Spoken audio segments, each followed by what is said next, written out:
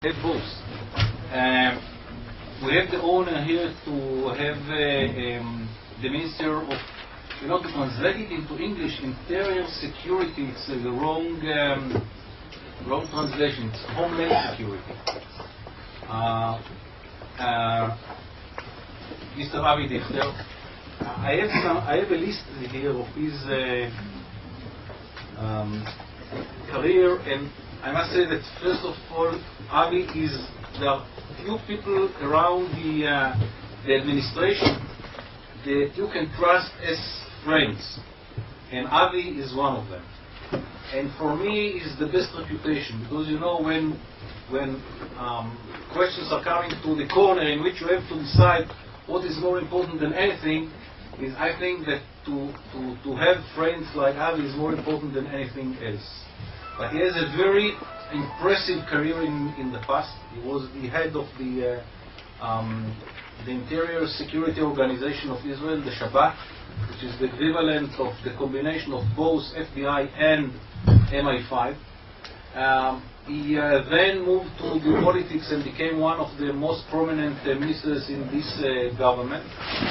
And he has a very good basis to understand the situation more than many other Israelis, because the viewpoints that he had in the past and the capability to judge it from the present one is very unique.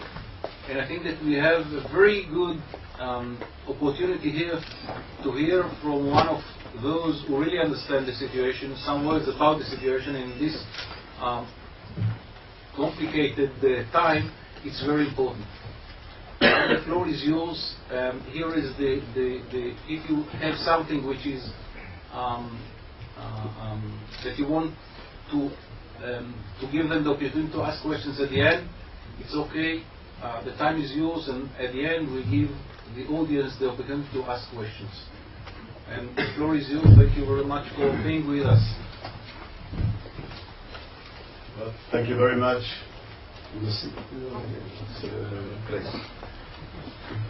Same price. Well, thank you very much. Thank you very much, Yaakov Midrol.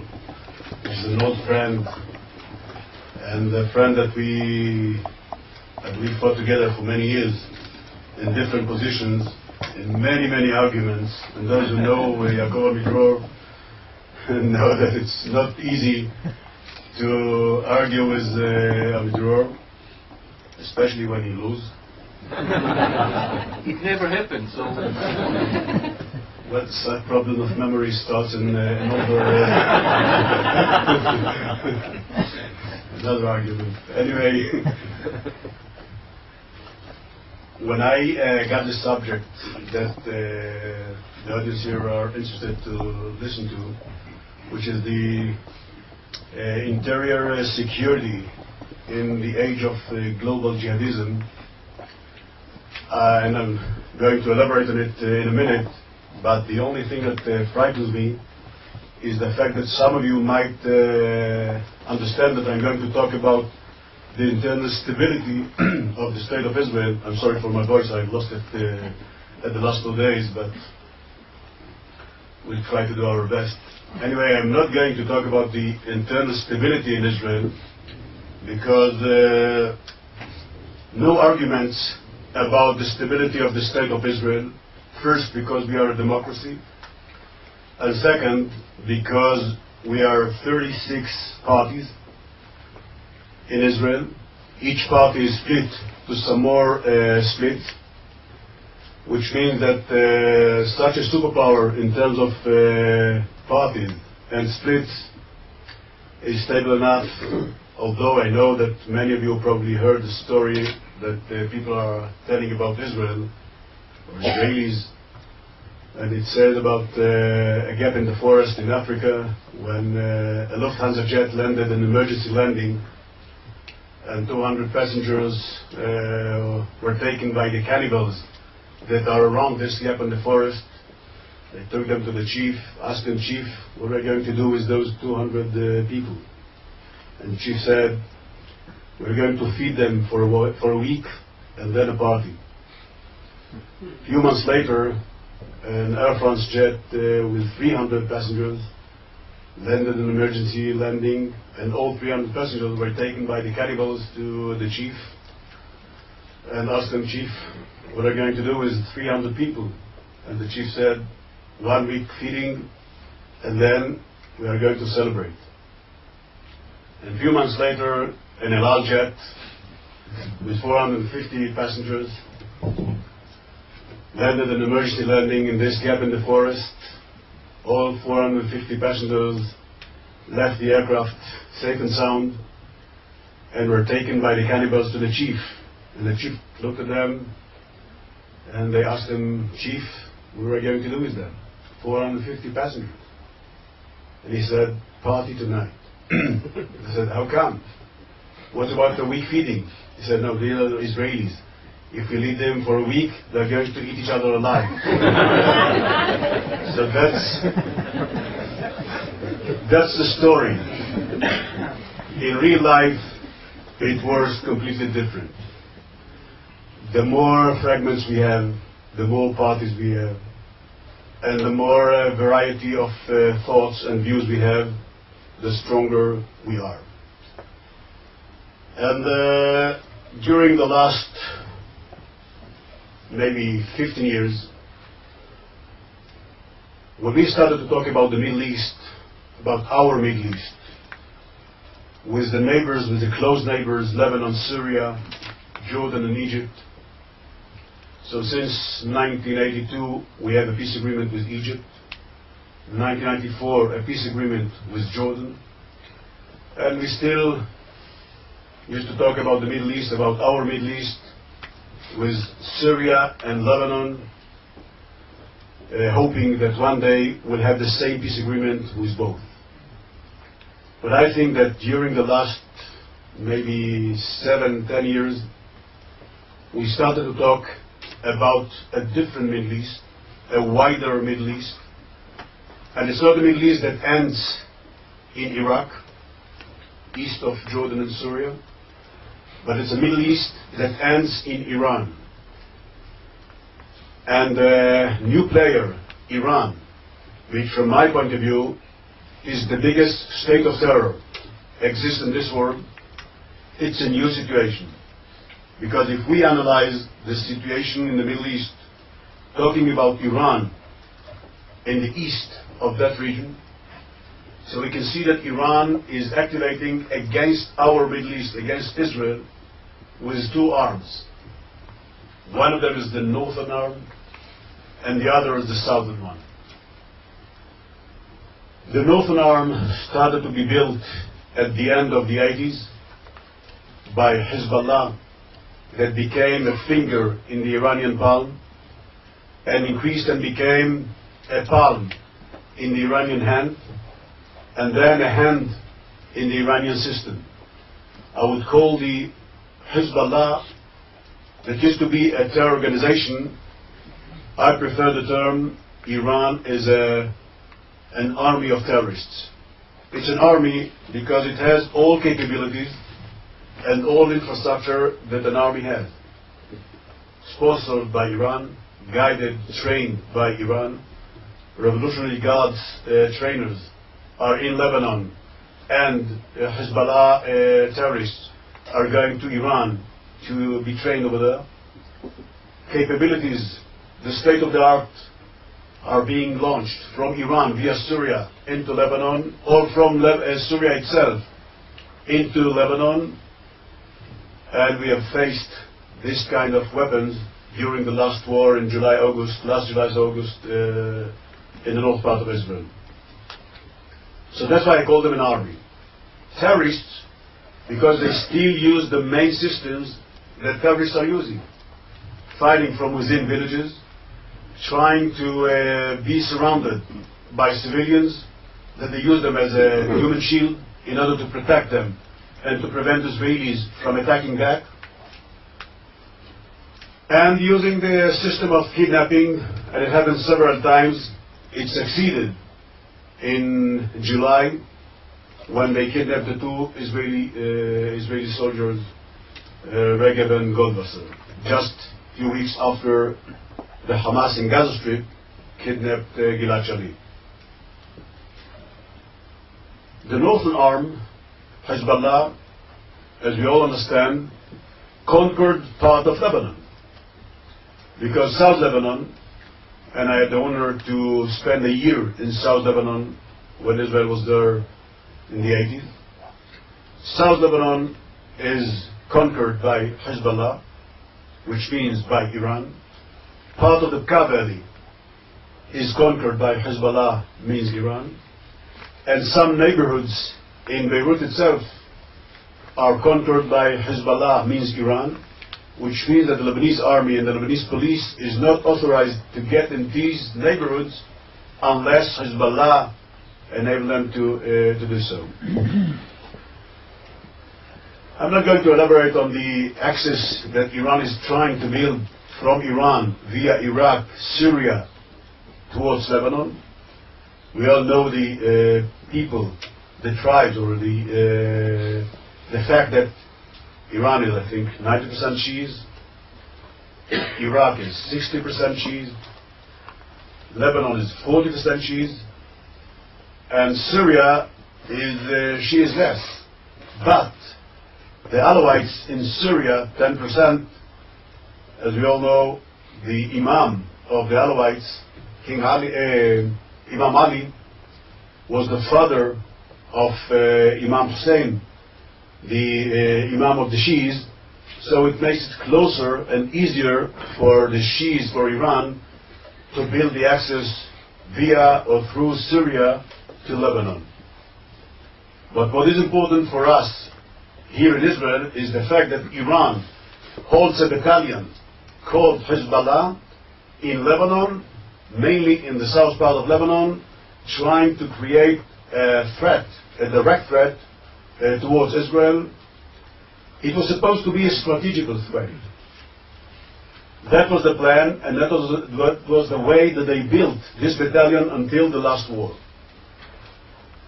Unfortunately from their side, and fortunately from our side, after that session of violence, the war in South Lebanon, North Israel, we have seen that what was supposed to be a strategical weapon, I mean 4,000 missiles and rockets launched from Lebanon towards Israel, 4,000, whether it's Katyusha rockets or the Syrian rockets,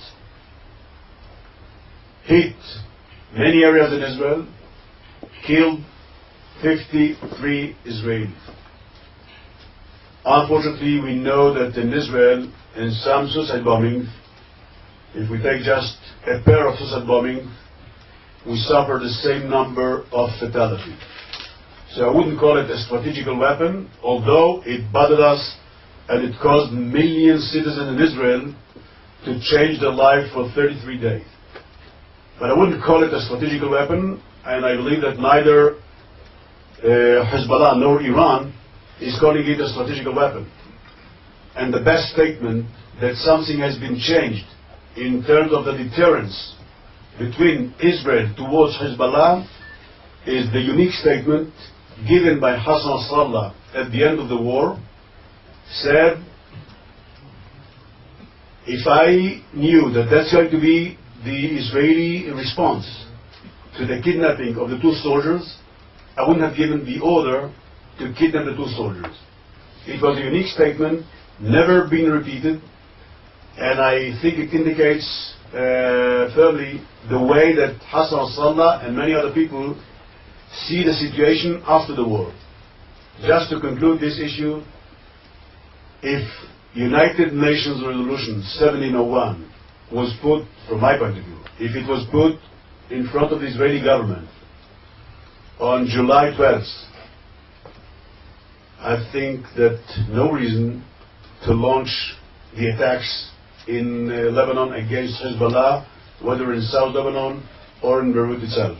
Because 1701 contains all points that if the Lebanese government, of the Lebanese authorities and Israel, under the international umbrella, if all points from this 1701 United Nations resolution is being implemented and translated into action items, I think that we can enter today a new peace process with the state of Lebanon. The problem, of course, that despite many international troops in Lebanon, we see that many of those points in 1701 resolution is still far from being implemented. But I believe that the level of deterrence that Israel created towards Hezbollah is probably the main positive issue that we have gained from the last war in Lebanon. So that's the northern arm. The southern arm starts in Iran, goes through Damascus, and ends in the Gaza Strip. It was supposed to end in both Gaza Strip and the West Bank. But Israel, since March 2002, since the horrible terror attack at the Passover night in March 2002, we have changed our strategy against the terrorists in the West Bank. Because the West Bank, during all these years of violence, creates the biggest number of losses and injuries to the Israeli civilians. If we just take the last term since the disengagement till today, and although some people believe that we are suffering the biggest number of casualties from terror attacks launched from the Gaza Strip, so I must tell you that the facts shows a different issue. 85% of our casualties, losses and injuries, are due to terror attacks launched from the West Bank, even today. Which means that 1,400 Qassam rockets that were launched from the Gaza Strip towards Israel, since we have left the whole Gaza Strip and withdrew from the Philadelphia corridor, the line between Gaza Strip and Egypt. Despite that step, and 1,400 Qassam rockets launched towards Israel till today, we've suffered 2 fatalities in Sderot in 1 week, and the majority of our casualties are due to terror attacks launched from the West Bank. We had the same proportions, even more than 90% of our losses at the first 2 years of Intifada were from terror attacks from the West Bank, and that pushed us to change the Israeli strategy against terrorists in the West Bank. And since then, since Defensive Shield Operation was launched, April 2002, till today, we have changed dramatically the situation in the West Bank. So Iran and Hamas got married in about 2001. The external leadership of Hamas, led by Khaled Mashaal, sits in Damascus for many years, next to the leadership and the headquarters of PIJ, Palestinian Islamic Jihad, that sits also in Damascus since 1994. So both headquarters, and especially Khaled Mashaal as the external leader of Hamas, started to increase the level of coordination and cooperation with Iran since 2001. Iran tried, by the way, to build and to base this kind of coordination indirectly by Hezbollah, as they did between Iran and the PIJ, Palestinian Islamic Jihad. But it didn't work because Hamas refused to be coordinated by Hezbollah and insisted that they will have a direct link to the Revolutionary Guards and the Ministry of Intelligence in Tehran. Since 2001, we can see the increase of level of coordination, and Khaled Mashaal is a frequent flyer from Damascus to Tehran, and when he used to go to meet with Abu Mazen as the Prime Minister under the late Arafat, he used to go from Damascus to Tehran to coordinate his positions, and then to go to Cairo or to Yemen to meet with Abu Mazen and to decide about a period of calm, a ceasefire, or any other understanding. This level of coordination increased dramatically over the last years.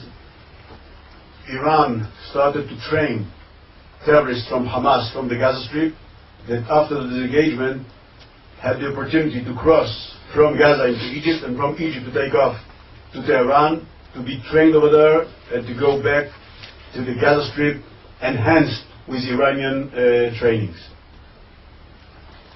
Parallel to that, during all session of violence at the last years, a flow of smuggling from Sinai into Gaza Strip equipped them with a lot of means of warfare, anti-tank rockets, some of anti-aircraft rockets, Strela, a lot of ammunition, explosives, 10 tons of explosives, and Hamas built itself in Gaza Strip on the same basic that Hezbollah is built in Lebanon.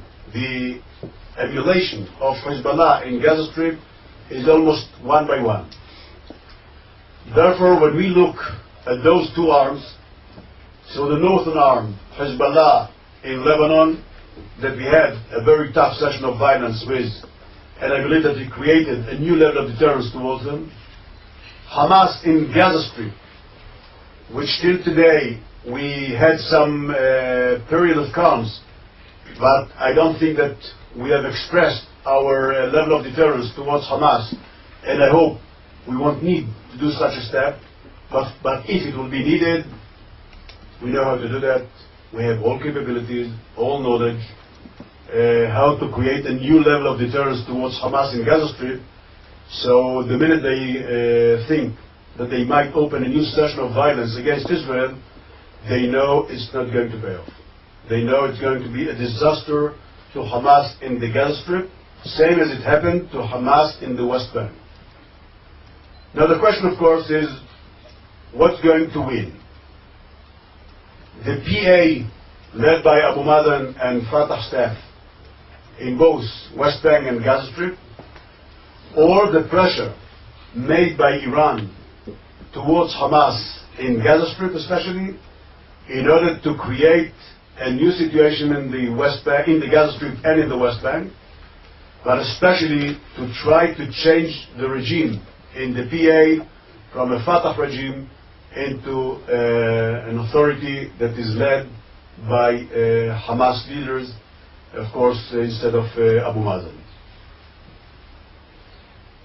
As I said before, in the West Bank, we've succeeded to create a new situation, which probably assists Fatah movement, because many of Hamas terrorists in the West Bank were rooted out and were put in jail.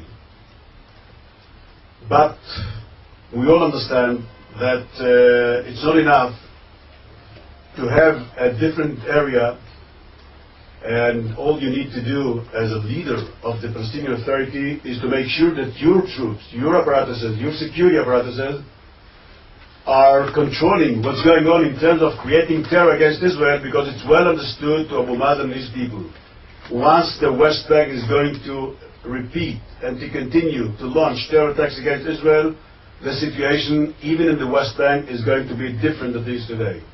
We're not going to ease the pressure, we're going to put an additional pressure, because Israel is not going to bleed for Abu Mazen. We are not going to count our fatalities, we are not going to count our injuries, and to say and to tell everyone that we are biting our lips until Abu Mazen will build his own security troops. That's for sure not going to happen. We have done it for many years. When Yasser Arafat was chairman and Abu Mazen was number 2,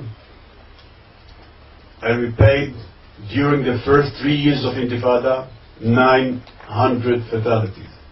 900 fatalities in 3 years. Almost all of them civilians. Just try to put it in your country's figures and you understand what does it mean. I think in Australian figures it's 40,000. In American figures it's close to 50,000 fatalities. Just try to imagine in Great Britain, which is 10 times bigger than Israel, 9,000 fatalities in 3 years. And we thought that it's going to work with the PA under Yasser Arafat, and we failed.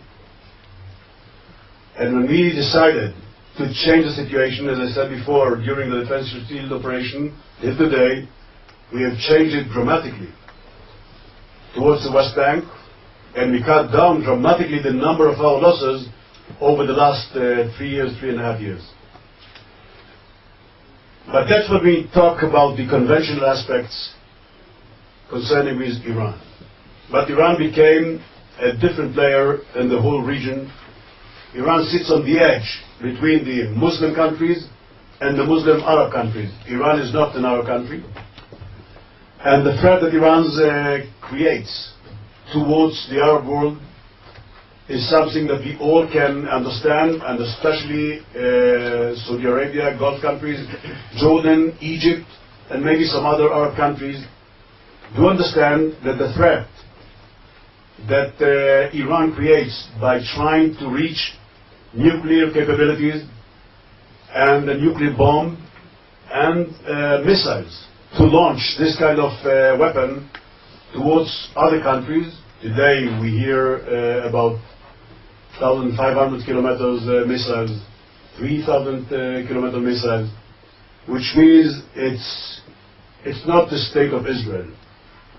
It's probably other targets, whether Arab countries, maybe European countries, maybe other countries, nobody knows.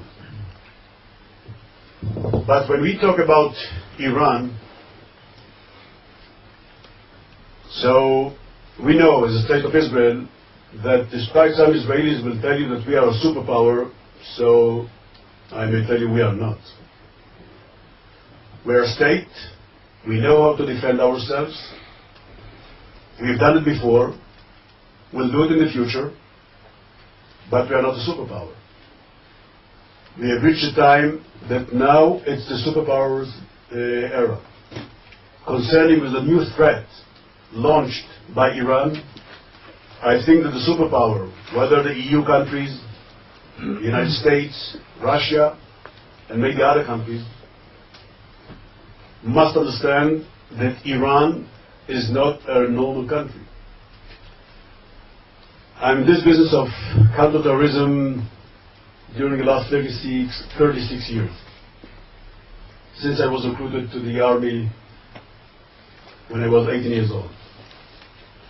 I thought that I've seen everything in terms of using or abusing people in order to create terror attacks. But I remember very well, 26 years ago, when Iran regime, when Iran's leadership, the same leadership that leads Iran today, when they sent into the battlefield against Iraq kids of 12 years old to clear and to clean fields of mines with their bodies. And the regime leaders who are ready to send kids of 12 years old just to blow up themselves in order to prevent any detonation of mines with their bodies and to enable troops, military troops, to go forward, I would say that's not a normal country. Therefore, when superpowers, or even states, but let alone superpowers, when they think about Iran, when they think about the probability that Iran is going to have a nuclear bomb, I think that we must all think about a state of terror that used kids, as I said before. So the thoughts about what might be happening if they are reaching a nuclear bomb, it's not a different story, it's a dangerous story. Going back to the region here, and I want to sum up with it and to open the meeting to questions, if there are some. I would say that over the last years, sort of a peaceful agreement is bigger than the possibility of renewed confrontation. No, I prefer to answer. Huh? No, I think it's easier. It's better for me to talk when I'm standing. And anyway, about optimism and what Yaakov said. First of all, it's a huge advance, Yaakov, that you said that you don't agree with all what I've said, with part of what I said, because normally you used to say that you don't agree with all what I said. So. You improved since the last few years. Anyway, in the Middle East, here in Israel, when we try to identify who is an optimist, so we say it's a pessimist with experience. So that's what I feel. You know, sometimes when you are sure that we are in a chaos, we are in a turmoil that nothing is going to come out of it. And I remember September 1993. I was in charge of the Southern Division in my former organization, Shin Bet. And around 8th, 9th of September, my boss, the head of Shin Bet, called me and said, Avi, it's going to be signed an agreement between us and the Palestinians, Yasser Arafat, after months of meetings in Oslo. And you, me, which means the one who was in charge to catch and to bring to prison all fugitives from Gaza Strip, you have to create a different situation in Gaza, and you have to start talking with them, with the leaders of Fatah and the Front Liberation Organization, Hamas, and all the others. Just like that. And we called our enemy. We called them. Hello? It's Avi. And he answered, I am the name of the fugitive, the leader of them. You probably heard about the Oslo Agreement, and you probably got the instructions from your boss, from Yasser Arafat, same as I got from my boss that got it from the late Rabin. And we had to sit and to set up all issues concerning with the fugitives, hundreds of them. My people told me, Avi, you're crazy. How are we going to do it? I said, I don't know. But that's what we're supposed to do. So let's meet them where? Said at our headquarters. And they came to our headquarters. Same people that we ran after, same people that opened fire towards us, same people that killed and injured Israelis just days before. And gave orders to launch terror attacks against Israelis. And we did it in days, not in months, not in years. And it brings it back to the interests of both people. You know, I know that some Israelis, it's very difficult for them to think the right way. And in some cases, I used to give instructions to my people in my former job. I told them, if you want to know what's going to be done by the fugitives, try to think as an Israeli and do the opposite. So you'll meet his steps. Anyway, I think that the interests of the Palestinians, and we speak about 1.2 million people in Gaza Strip, and probably 1.6, 1.7 in the West Bank. They know that they have no chance to build themselves as a nation without a peace agreement with Israel. No chance. Even if it will take hundreds of years of combat. No way that Israel will enable them to hit Israelis and to become a nation that sits safe and sound. And we have two regions, as I said before. West Bank with one atmosphere, Gaza Strip with another. The Palestinian people, the majority, are not that extremist as Hamas. And if you sit with the Palestinians and ask them about the new link between Iran and Sunnis, Arabs, in the PA, I can assure you that a tough objection will be heard. Therefore, I know that the barrier probably is the way that Hamas is touched with the Iranian Revolutionary Guard after 6 or 7 years. And the external leadership of Hamas in Damascus is much more extremist than the leadership in Gaza Strip. Because as we all understand, those who count the lashes are not like those who are suffering it. And Khaled Mashaal and his people in Damascus, they don't remember, maybe Khaled himself remember it, but the others, they don't remember what does it mean to live in Gaza Strip, to launch terror attacks against Israel, but to suffer heavy attacks and accurate attacks against them. So I'm sure that even the Palestinians, even the Fatah or even the Hamas extremists, they know very well that there are no other ways to live safe and sound in Gaza Strip without a peace agreement with Israel. Now, some people say because Israel is still into the PA land, that's the reason, that's the cause for terror attacks. It doesn't work with Gaza Strip. We have left August 05, we disengaged totally from the Gaza Strip. We're not there. We're not there anymore. We don't have even one Israeli, especially Gilad Shalit that was kidnapped.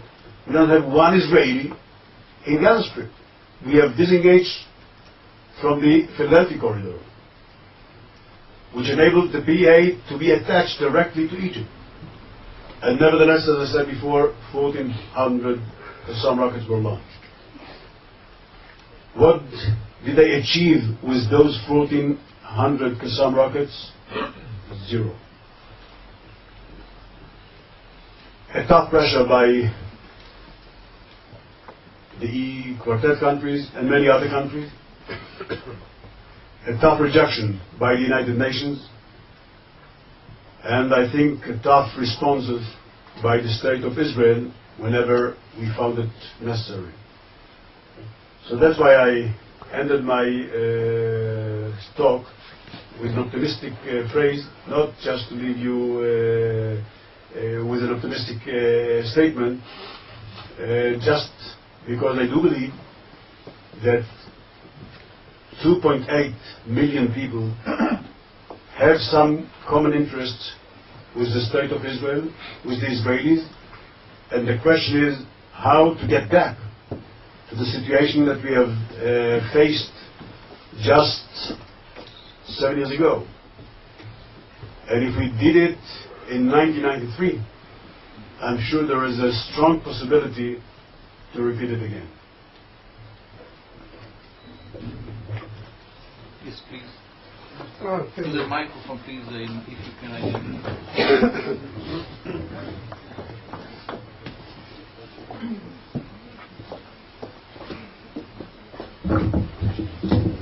I'm sorry. I'm from South Africa.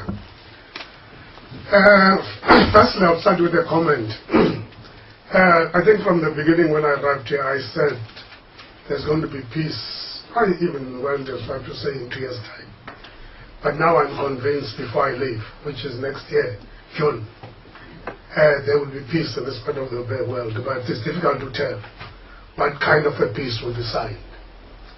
And then the question is, don't you think in Israel you need what I would refer to as a strategist, like Mandela. Why do I say that? You know, in 1990, when the ANC was unbanned and then de Klerk took over, if you look deep and analyze the history of that period, you will find out many people, I'm talking about blacks, were murdered, were slaughtered, more than the entire liberation struggle. And many of us who came from exile were convinced that the time was not right for negotiations. Everybody was saying, let's abandon this. But Mandela said, no, we're moving forward. In the midst of those killings, don't you think in Israel there are times when, maybe through anger, you look on one side of the coin, not on both sides. As a result, you lose the opportunity just to take one step and you achieve this peace. Don't you think now is the time to sit back, not to be driven by emotions, even when there are some attacks, unnecessary attacks, to say, these are sideshows. All we need is peace. Thank you.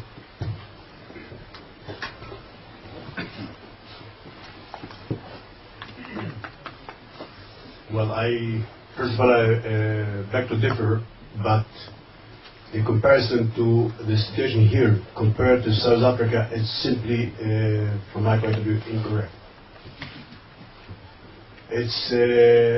It's not that the Palestinians are living under our sovereignty or our responsibility.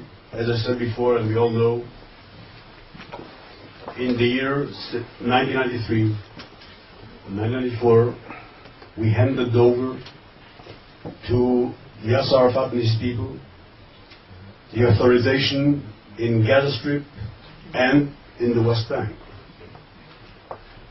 The detailed agreement of Oslo goes step by step, to further steps and to further steps until a full peace agreement between Israel and the Palestinian Authority. Same as it happened between Israel and Egypt, that went since 1977 up to 1982.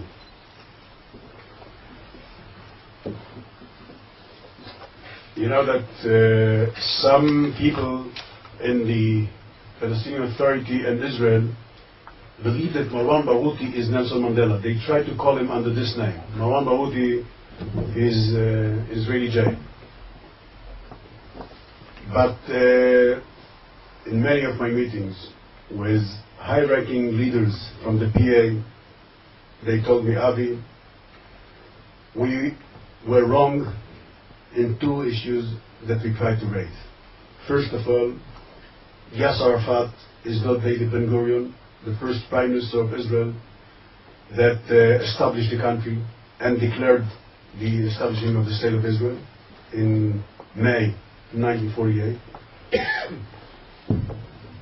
And he said because he simply didn't declare of a Palestinian state. Nobody knows the reason why Yasser Arafat didn't decided to state the Palestinian state. And the second issue, when they tried to compare Marwan Barghouti to Nelson Mandela.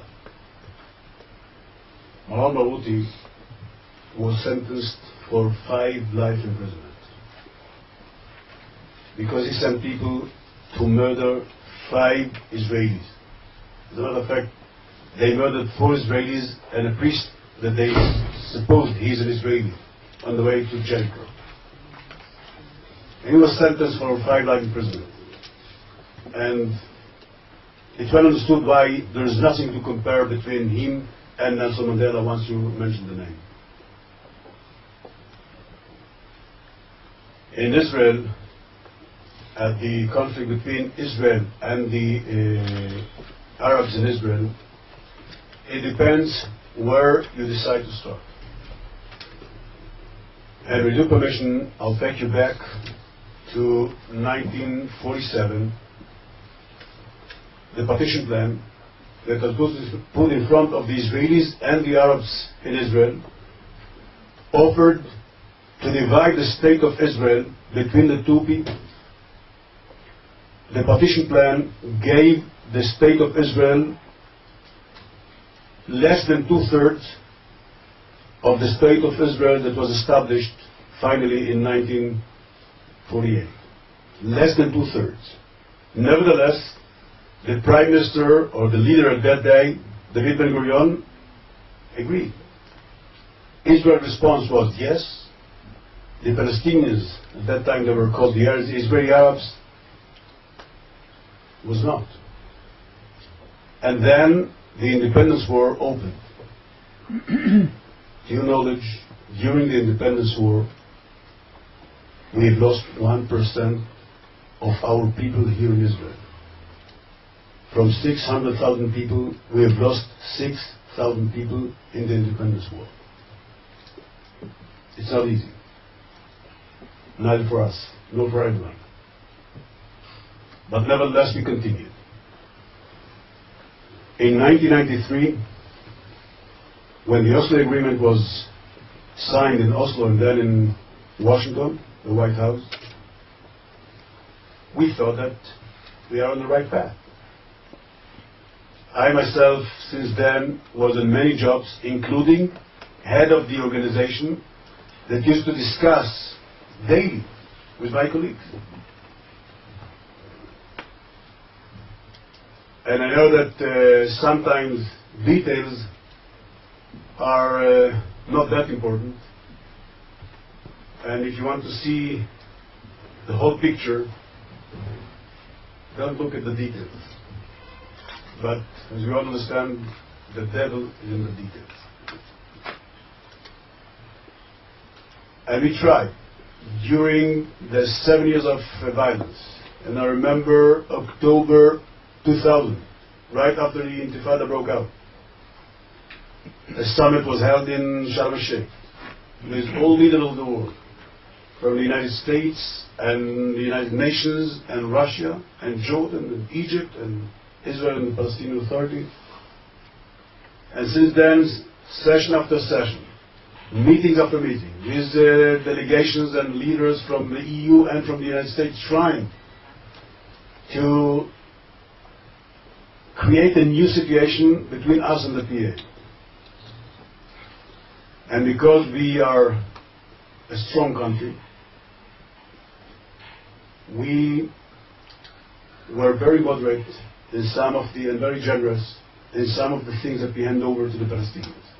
To those Palestinians that are still leading in the PA. And nevertheless, the only thing that we expect them to do is just one thing. Don't let Palestinian terrorists murder Israelis by yourself, by your troops. And you are waiting 2 years to see how it's going to happen. And when you suffer 700 fatalities, you understand that it's not going to happen.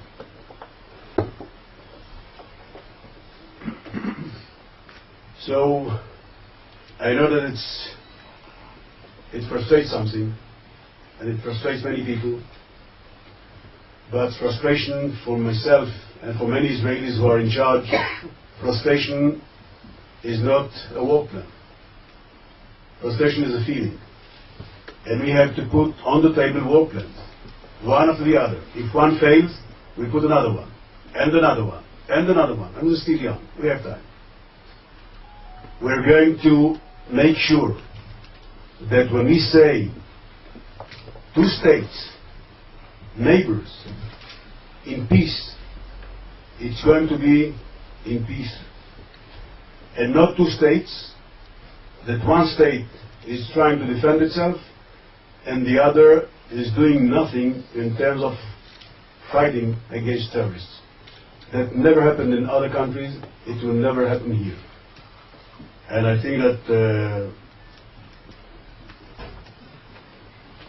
our partners from the Palestinian side know very well what's our limits, what's our deadlines, and what's our red lines. And I'm sure that once they understand it, they know that Israel is ready to go a long way towards them, but not the whole way. Because we have here 7 million people in our country, surrounded with our countries. With 2 of them we have a peace agreement, 2 of them are still creating a threat, and those who are trying to frighten Israel, whether it's from Iran or by its fingers in the region, that Israelis has to go back to the land, to the countries that we came from. We, I mean our parents. My parents came from Poland. Both of them. Today it's the Ukraine. They were very big families. They've lost the whole families during the Holocaust. And they came to Israel.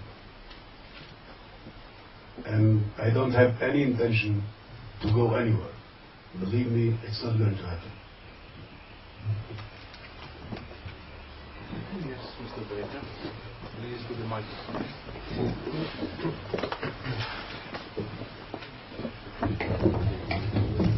Minister Dichter, Dan Diker, JCPA. I want to return you, if I might, to what I understood the thesis of your talk was, certainly 95% into the talk, which is that the new Middle East that you spoke about is a much more dangerous one than perhaps the one that was talked about during the Oslo years. I'm trying to make sense of what appears to me to be a dissonance, a sense of dissonance with the end of the conclusion of your talk, which is, as my colleague from the AP spoke about, is a sense of optimism you had with the partnership with the Palestinian Authority. But taking the majority of your talk, which is that essentially there really is no Palestinian Authority in power, but in fact Iran, through its Quds Force in Lebanon, through IRGC trainers in Gaza and in Lebanon, and as Mr. Diskin has talked about, enormous penetration of Iranian support and trainers in the West Bank through PIJ and through Al-Aqsa Martyrs Brigade. In fact, General Gallant said that the Iranians had purchased the Al-Aqsa Martyrs Brigade in a talk here just about 8 days ago. How do we understand that there is any address whatsoever in the Palestinian Authority, even if they had wanted to, in view of the terrible and violent split between the Hamas, which according to you is controlled by Khaled Mashaal and not Ismail Haniyeh, and the Fatah, with Iran pulling the strings to our north, to our south, and to our east? How does one come up with a sense that there is anyone in control in the Palestinian Authority areas that Israel might be able to deal with, in view of the fact that Iran is still around as the hegemon in the region? Thank you, Dan.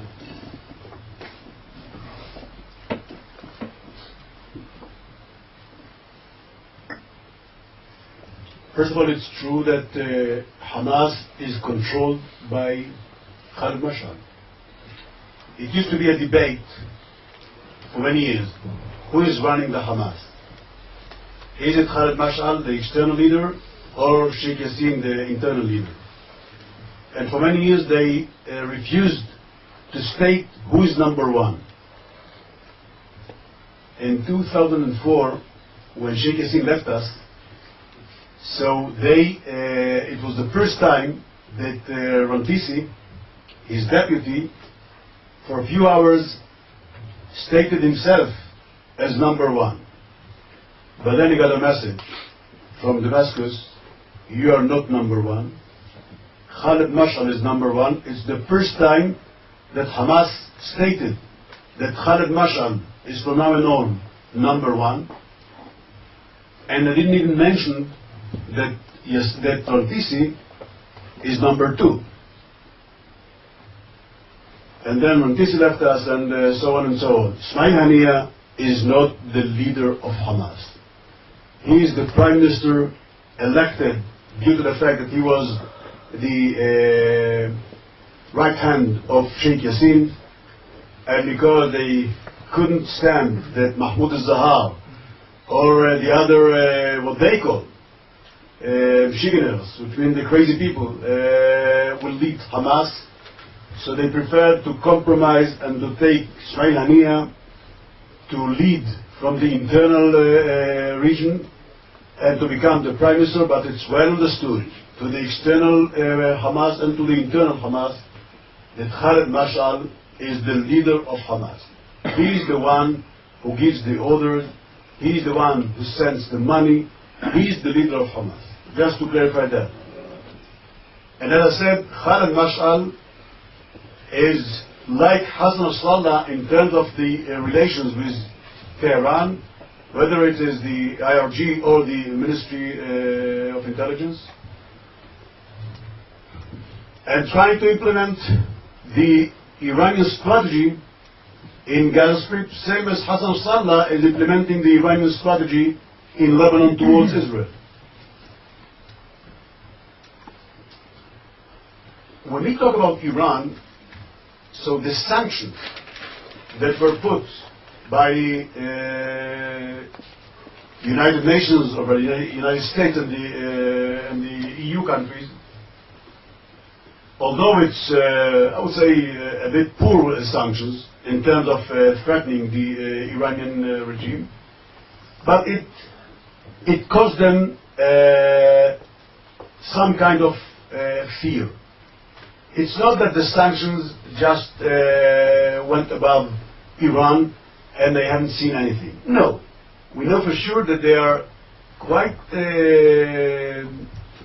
I would say, they do feel that some kind of pressure is being put on Iran.